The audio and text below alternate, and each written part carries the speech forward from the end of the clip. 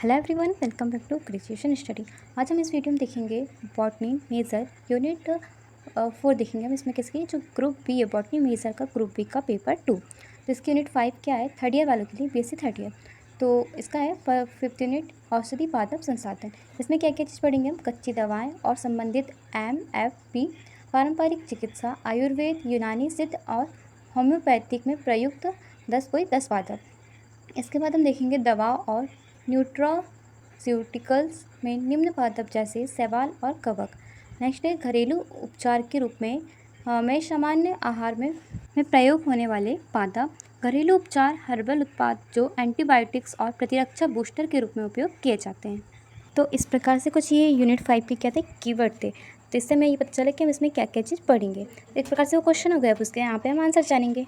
And जो important है वो क्या है, यहाँ पे हम नोट्स डिस्कस कर रहे हैं। तो यहाँ पे कच्ची दवाएं सबसे पहले पॉइंट आता है, ठीक है। अपने कच्चे रूप में अपरिष्कृत प्राकृतिक दवाएं हैं। 1950 के दशक में पहले हर फार्मेसी छात्र को और उपयोग का अध्ययन है। कई बड़ी दवा कंपनियों ने कच्ची दवाइयों को उगाना, उनकी कटाई करना और बेचना शुरू किया। तो इस प्रकार से कच्ची दवाओं के बारे में और डिटेल में पढ़ सकते हैं और मतलब कि एक प्रकार से नोट्स बना सकते हैं। वैसे नोट्स का तो टाइम नहीं है, पढ़ सकते हैं, ठीक है। इसको पढ़ना हो, बाकी कीवर्ड पढ़ सकते हैं और शॉर्टकट में पढ़ सकते हैं। नेक्स्ट है कि मूल्यांकन का अर्थ है कि इसकी पहचान करना और इसकी गुणवत्ता और शुद्धता का निर्धारण करना। किसी दवा की पहचान पौधे या जानवर से दवा के वास्तविक संग्रह द्वारा स्थापित की जा सकती है जिसकी सकारात्मक पहचान की गई है। और दवा के मूल्यांकन में कई तरीके शामिल हैं जिन्हें निम्नानुसार वर्गीकृत किया गया है। मतलब कुछ तरीके हैं जिससे इसका क्या मूल्यांकन करते हैं, किसका? दवा का। जैसा फर्स्ट क्या है, अंग संबंधी और रूपात्मक मूल्यांकन।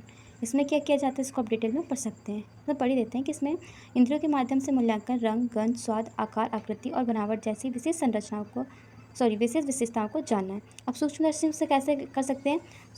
शुद्ध चूर्णित तो औषधि की पहचान के लिए यह विधि औषधि की अधिक विस्तृत जांच और उनके ज्ञात ऊतक वैज्ञानिक लक्षणों द्वारा उनकी पहचान की अनुमति देता है। माइक्रोस्कोप अपने आवर्धन गुण के कारण अध्ययन के तहत सूक्ष्म खंडों को बड़ा करने की अनुमति देता है ताकि पत्ते स्थिरांक, रंध्र सूचकांक, पैलिसेड अनुपात निर्धारण किया जा सके। और थर्ड आता है क्या? जैविक।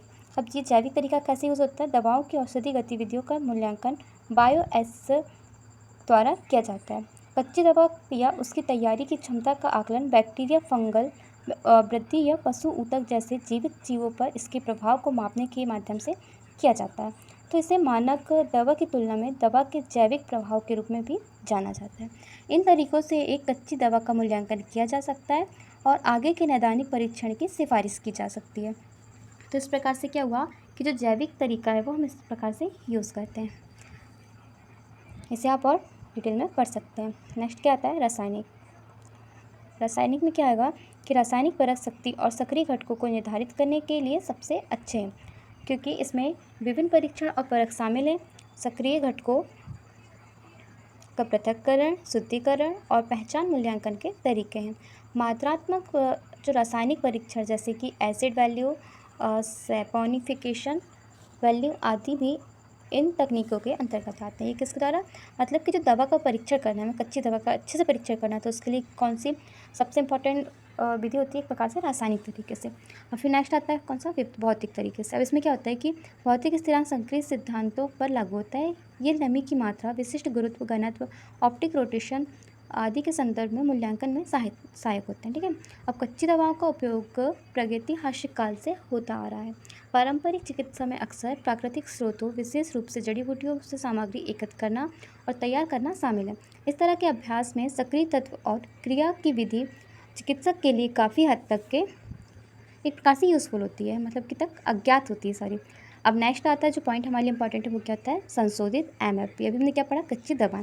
अब सेकंड पॉइंट है संशोधित MFP, ठीक है। अब ये क्या होती है इसे डिटेल में पढ़ते हैं। तो ये लगभग 100 मिलियन वनवासी भोजन, सॉरी डिस्टर्बेंस हो रहा है, अब आगे आएगा संशोधित MFP।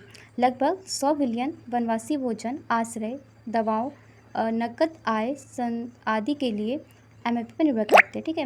इसमें इंपॉर्टेंट ये है कि पहले आप जो हमने फर्स्ट में जो सिलेबस बताया उसको अच्छे से पढ़ेंगे तो ये समझ में आया कि हाँ आखिर हम इसमें पढ़ क्या रहे हैं, ठीक है। तो एक प्रकार से नोट्स डिस्कस कर रहे हैं। फिर आता है क्या? हाँ, किसमें एमएफपी पर निर्भर करते हैं। घरेलू आय में एमएफपी का योगदान 10 से 70% के बीच होता है, लेकिन 25 से 50% वनवासी भोजन की आवश्यकता के लिए एमएफपी पर निर्भर करते हैं। तो ये एक प्रकार से आंकड़ा हमें याद होना चाहिए। नेक्स्ट है, एमएफपी की कीमत अक्सर व्यापारियों द्वारा मांग आपूर्ति तंत्र द्वारा निर्धारित की जाती है। एमएफपी राज्यों के प्रमुख क्षेत्र वामपंथी उग्रवाद से प्रभावित है। योजना आयोग और व्यय वित्त समिति ने संयुक्त रूप से योजना का सुझाव दिया। एमएसपी के माध्यम से एमएफपी विपणन और एमएफपी के लिए मूल्य श्रृंखला का विकास। यह योजना एमएफपी के लिए सामाजिक सुरक्षा के उपाय के रूप में कार्य करती है, जो मुख्य रूप से एसटी के सदस्य हैं। ठीक है, फिर आता है कि एक और पॉइंट, न्यूनतम समर्थन मूल्य। क्या होता है ये एमएसपी। अब ये एमएसपी क्या होता है? न्यूनतम समर्थन मूल्य। जैसे कि भारत की कृषि मूल्य नीति का एक महत्वपूर्ण हिस्सा है। क्या है? तो एमएसपी यह वह मूल्य है जिस पर सरकार किसानों से फसलों की खरीद करती है व फसलों के लिए जो भी कीमत हो सकती है वो फ्रेम रस और बढ़ावा देती है और इस प्रकार देश में पर्याप्त खाद्यान्न उत्पादन सुनिश्चित करती है। दूसरे शब्दों में एमएसपी किसानों को पर्याप्त पारिश्रमिक प्रदान करने में सहायता करता है, बफर स्टॉक को खाद्यान्न आपूर्ति प्रदान करती है और पीडीएस और अन्य कार्यक्रमों के माध्यम से खाद्य सुरक्षा कार्यक्रम का समर्थन करता है। ठीक है, इस प्रकार से क्या है कि सरकार की कृषि नीति में 3 महत्वपूर्ण घटक है। अब वो घटक कौन कौन से हैं? तो पहला है एमएसपी, दूसरा है बफर स्टॉक और तीसरा है पीडीएस के माध्यम से खाद्यान्न का मुद्दा। तो इस प्रकार से ये तीनों के बीच अंतर संबंध बहुत स्पष्ट है और इसकी आप डिटेल ले सकते हैं और पढ़ सकते हैं, क्या करके, वीडियो को पॉज करके।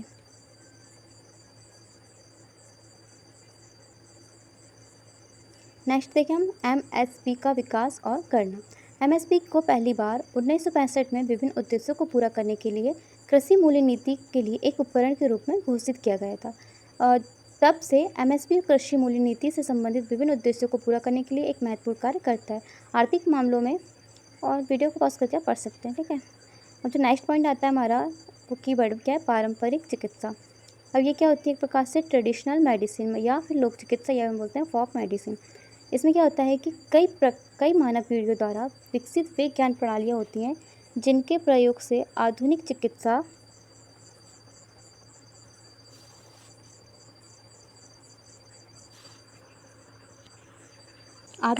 प्रणाली से क्या होता है? भिन्न तरीके से शारीरिक व मानसिक रोगों की पहचान, रोकथाम, निवारण और इलाज करा जाता रहा है। ठीक है, और इस प्रकार से और आप पढ़ सकते हैं, क्या करके, वीडियो को पॉज करके।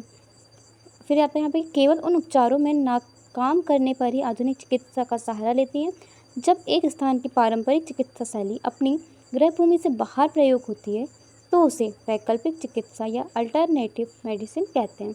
विश्व की प्रमुख पारंपरिक चिकित्सा शैलियों में क्या शामिल होती है? आयुर्वेद, यूनानी चिकित्सा, सिद्ध चिकित्सा, प्राचीन ईरानी चिकित्सा, पारंपरिक चीनी चिकित्सा, पारंपरिक भारतीय एक्यूप्रेशर चिकित्सा, पारंपरिक कोरियाई चिकित्सा और एक्यूपंक्चर, मुट्ठी दक्षिणी अफ्रीका पारंपरिक चिकित्सा। तो इस प्रकार से विभिन्न प्रकार की जो क्या आयुर्वेदिक चिकित्साओं प्रणालियों के प्रकार थे। और इसी प्रकार से अब देखते हैं चिकित्सा प्रणालियाँ शामिल हैं, मतलब कि ये सभी क्या थी? चिकित्सा शैलियाँ थी। ठीक है, अब देखते हैं हम पारंपरिक औषधि प्रणालियाँ। अब क्या क्या होती है? आयुर्वेद, सिद्ध और यूनानी के लिए जाना जाता है। किसको? पारंपरिक औषधि प्रणालियों को आयुर्वेद, सिद्ध और यूनानी के लिए जाना जाता है। प्राचीन वेदों और अन्य शास्त्रों में भी चिकित्सा प्रणालियों का उल्लेख मिलता है। इस प्रकार से आयुर्वेदिक अवधारणा भारत में 2500 से 500 ईसा पूर्व के बीच प्रकट और विकसित हुई है। आयुर्वेद का शाब्दिक अर्थ है जीवन का विज्ञान, क्योंकि स्वस्थ देखभाल की प्राचीन भारतीय प्रणाली मनुष्य और उसकी बीमारी के विचारों पर केंद्रित थी। यह बताया गया है कि सकारात्मक स्वास्थ्य का अर्थ है चयापचय रूप से संतुलित मनुष्य, अर्थात आयुर्वेद को दीर्घायु का विज्ञान भी कहा जाता है।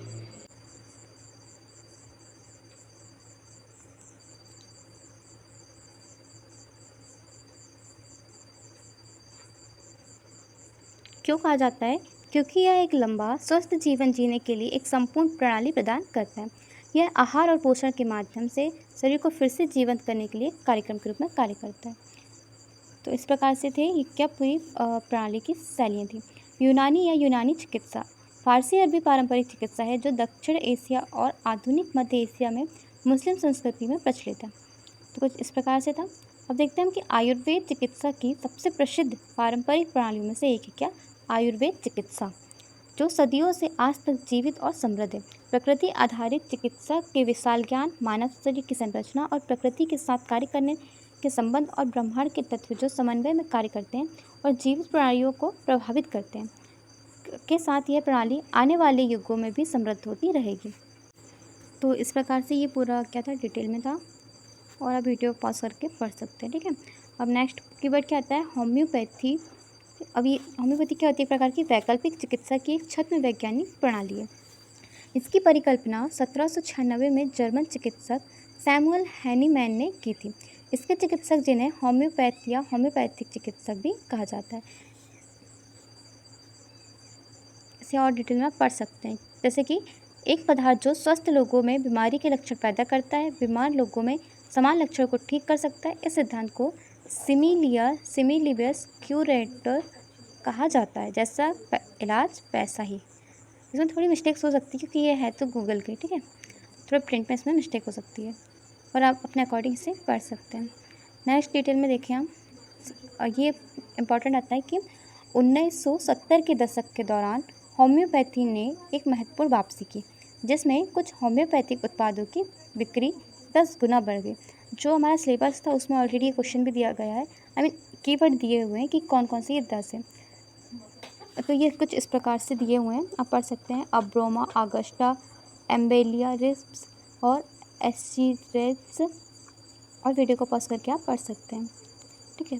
आई थिंक ये वीडियो बहुत लंबा हो चुका है। अब नेक्स्ट पार्ट में हम देखेंगे यूनिट 4 को, जिसमें हम पढ़ेंगे न्यूट्रास्यूटिकल्स।